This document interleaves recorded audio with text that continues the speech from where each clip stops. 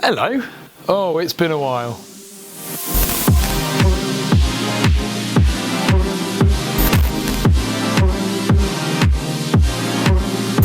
So I said that I'd be having a little bit of downtime from content creation, but I just couldn't help making a short video, having just flown my Mavic 2 Pro with the Smart Controller, and what a brilliant little device it is. I love the fact that I don't need to faff around with my mobile phone anymore, and it means I can spend more time flying and enjoying it. So anyway, here's some highlights from that flight.